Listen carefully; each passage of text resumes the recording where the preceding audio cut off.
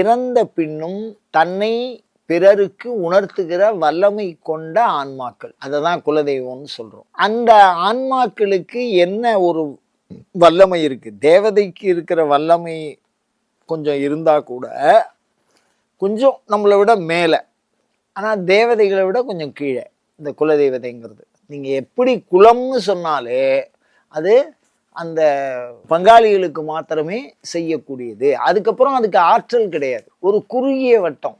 இந்த சரீரத்துக்கு கூட பிறந்தவா, தாய் வழி தந்தை வழி தன் வழி உறவு, அவ்வளோதான். இவாதான் அந்த குலதெய்வத்துக்கு உரியவர்கள். தாய் வழி உறவு, தந்தை வழி உறவு, தன் வழி உறவு.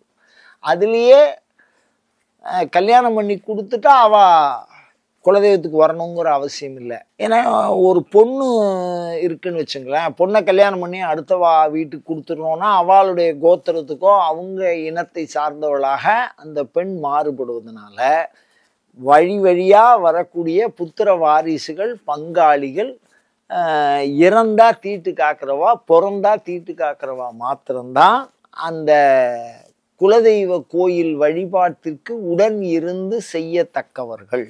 சரி, அப்ப அவளுக்கு மாத்திரம்தான் அருளக்கூடிய வல்லமை அந்த முக்தி பெற்ற ஆன்மாவுக்கு இருக்கு. அதே மாதிரி குலதெய்வம் முக்தியை தரக்கூடியது அல்ல, பிறப்புக்கு முற்றுப்புள்ளி வைக்காது.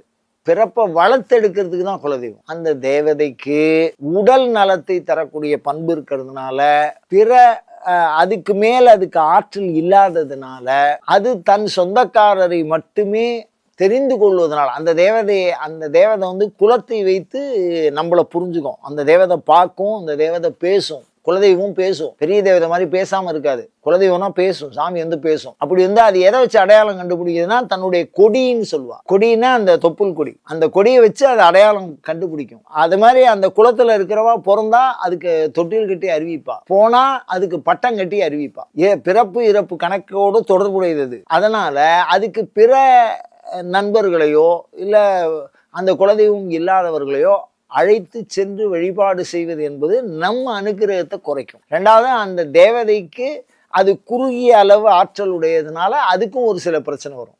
அதனால அந்த குலதெய்வ பூஜைக்கு இதனால கூட்டின்னு போக வேண்டாங்கிறது தான் சாஸ்திரங்களுடைய பரிந்துரை.